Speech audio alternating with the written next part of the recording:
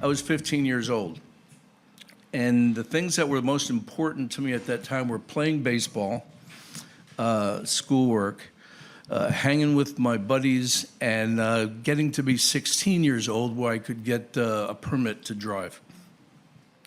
Shortly after my birthday, my dad got word that he was going to be transferred, and we were going to be moving to Hawaii. Very cool. I was old enough to enjoy all the amenities without having any of the responsibilities, so it was a perfect setup. I didn't know a whole lot about Hawaii other than the fact that it was our 50th state and it was a string of islands in the middle of the Pacific Ocean. So I did some research, which is a heck of a lot more difficult, or was a heck of a lot more difficult to do in '68 than it is right now with the internet at your fingertips. But I found out some interesting facts. One is that it was actually a monarchy previously. There was a king and a queen. There are no snakes there, thanks to the mongoose. There's a load and a half of mongoose, but there are no snakes, which is a good thing. And the most interesting fact I learned was the legal driving age was 15. So this was a windfall of epic proportions for me. So we moved there, and after a couple months, excuse me, we got settled, and I went and took the driving exam. It's just like any place else, a written exam first, and if you pass that, you do the road test. Written exam was no problem. Then I showed up for my road test. The car I was driving was a Fiat, which was about 3/4 the size of a Volkswagen Beetle, so parallel parking was not an issue. All my friends had ideas about what was the most important thing to do. And they all said, this is the most important. Don't exceed the speed limit, or don't go too slow. Use your turn signal all the time. Check your mirrors, do all this stuff. But they all agreed on one thing. You don't want to get the bald guy as your evaluator. Okay, whatever. You just go and you take the test and you take whoever shows up.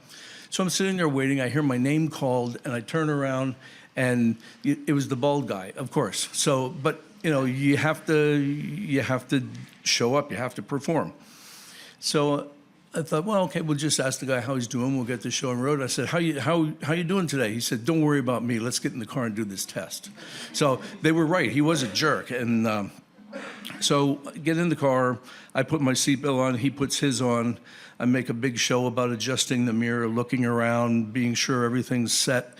Use my turn signal to pull away from the curb. He says, go around the back of the building and park the car between those two cones.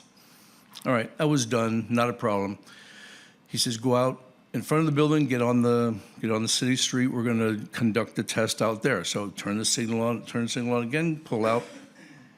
We're driving around, taking a left here or right there, went up a little hill, which they used to be sure that you could control the car if you were driving a standard, which this was. And I didn't have any problems there either. He said, okay, just go right down through the intersection where the traffic light is, and we'll circle back and go to the office. We're going through the intersection, and I see something out of the corner of my eye, and it's someone, I don't know if she was running the red light or turning on red or whatever, but she was going to hit us. So I jerked the wheel hard to the right, hit the brakes, screaming tires, the whole bit, and she just misses hitting the passenger door by about 1.5 inches.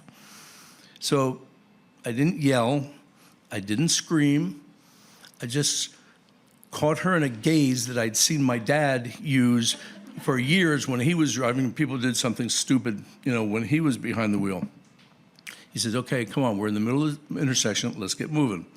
So we go to take off, and the car stalls.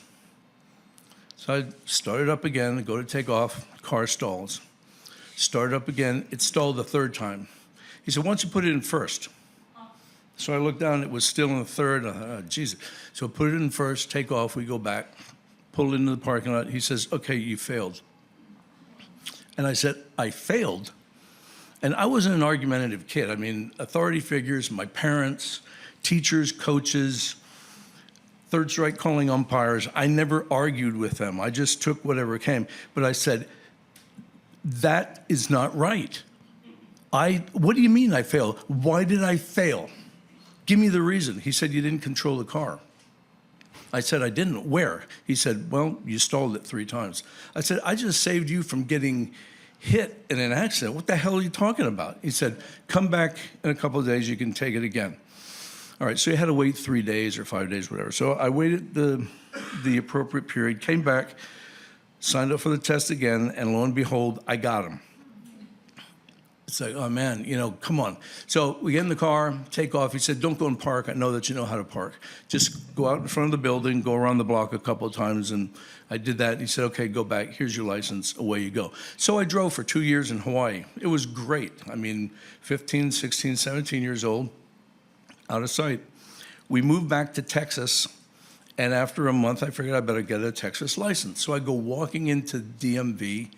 And the lady sitting under the big mock-up of the Texas license in there says, what can I do? I said, I had my Hawaiian license in my hand, and I guess I thought I was a big shot. I said, I got one of these, and I want one of those. And she says, okay, how old are you? I said, 17. She said, okay, in order to get one of those, you need to show me one of these. And she held up a driver's ed certificate, which I didn't have, because I didn't need one. And I said, well, yeah, I don't have that, but I've had a license. She said, when's your birthday? I said, April. She said, we'll see you in April. So I didn't drive for another 6 months just because I didn't have driver's ed.